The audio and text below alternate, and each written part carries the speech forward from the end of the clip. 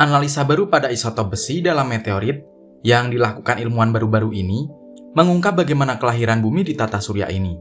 Pada masa-masa awal tata surya, ternyata bayi bumi membutuhkan waktu yang jauh lebih singkat untuk terbentuk. Sebagian besar bumi hanya membutuhkan 5 juta tahun untuk bersatu. Fakta baru ini mengungkapkan waktu kelahiran bumi yang lebih cepat dari model studi yang dilakukan sebelum-sebelumnya. Revisi ini merupakan kontribusi yang signifikan terhadap pembentukan kita saat ini tentang pembentukan planet. Studi ini menunjukkan bahwa mekanisme pembentukan planet mungkin lebih bervariasi daripada yang kita pikirkan saat ini.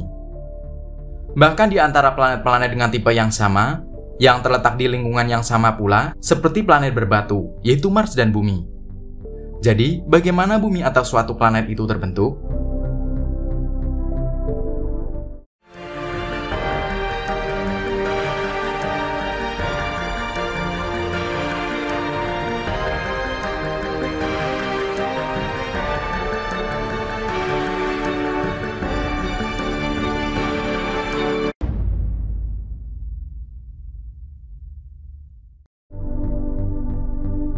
Garis besar dari proses pembentukan planet terikat pada formasi bintang itu sendiri. Bintang terbentuk ketika gumpalan awan debu dan gas runtuh di bawah gravitasinya sendiri. Proses ini kemudian menyebabkan debu dan gas di sekitarnya. Saat berputar, semua material itu membentuk cakram datar dan memberi makan bintang yang sedang tumbuh. Akan tetapi, tidak semua cakram dari sisa protoplanetari akan terhisap dan selanjutnya membentuk planet-planet. Itu sebabnya, semua planet di tata surya ini dapat sejajar pada bidang datar di sekitar matahari. Bagi bumi sendiri, proses ini diperkirakan telah memakan waktu puluhan juta tahun. Akan tetapi, menurut para ilmuwan dari Universitas Copenhagen di Denmark, isotop besi di planet bumi mengungkapkan hal sebaliknya. Dalam komposisinya, bumi tampak tidak seperti benda-benda tata surya lainnya. Bumi, bulan, Mars, dan meteorit, kesemuanya ini mengandung isotop besi yang terjadi secara alami, seperti Fe56 dan Fe54 yang lebih ringan. Akan tetapi pada bulan, Mars dan sebagian meteorit lainnya memiliki lebih banyak isotop besi alami ini. Sementara bumi memiliki Fe54 yang jauh lebih sedikit. Satu-satunya batuan yang memiliki komposisi mirip dengan bumi adalah jenis meteorit langka yang disebut Ci Chondrites. Hal menarik tentang meteorit ini adalah komposisi yang dimilikinya mirip dengan tata surya secara keseluruhan. Jadi, memiliki salah satu batuan ruang angkasa ini di tangan adalah seperti memiliki mikrokosmos debu yang berputar-putar di cakram protoplanet pada awal tata surya terbentuk sekitar 4,6 miliar tahun yang lalu.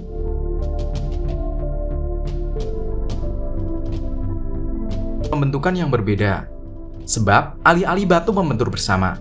Para peneliti percaya bahwa inti besi bumi terbentuk lebih awal melalui hujan debu kosmik, yaitu proses yang lebih cepat dari pertambahan batuan yang lebih besar. Selama waktu ini, inti besi terbentuk, menghirup besi awal. Kemudian ketika tata surya mendingin, setelah beberapa ratus ribu tahun pertamanya, debu Ci yang berasal lebih jauh dapat bermigrasi ke dalam, ke tempat bumi terbentuk.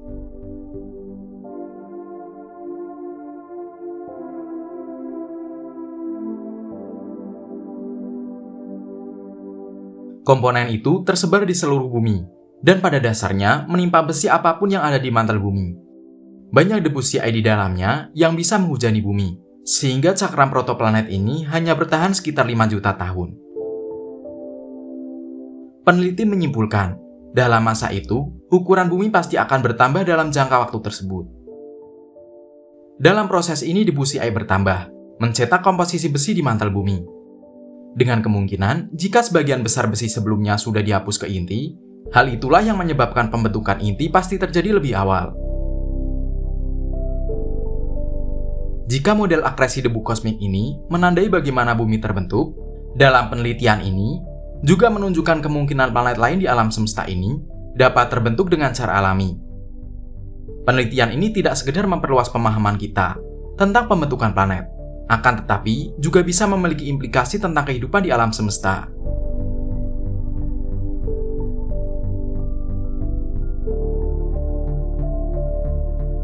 Bisa jadi, formasi planet semacam ini adalah persyaratan untuk kondisi yang kondusif bagi kehidupan. Sekarang kita tahu bahwa pembentukan planet terjadi di mana-mana. Kita memiliki mekanisme generik yang bekerja dan membuat sistem planet.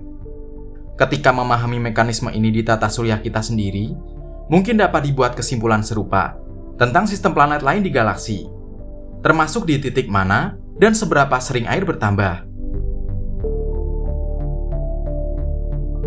Jika teori pertambahan planet awal benar-benar tepat, air mungkin hanya merupakan produk sampingan dari pembentukan planet seperti bumi. Nah, itulah pembahasan kita. Terima kasih udah nonton sampai habis, dan salam astronomi.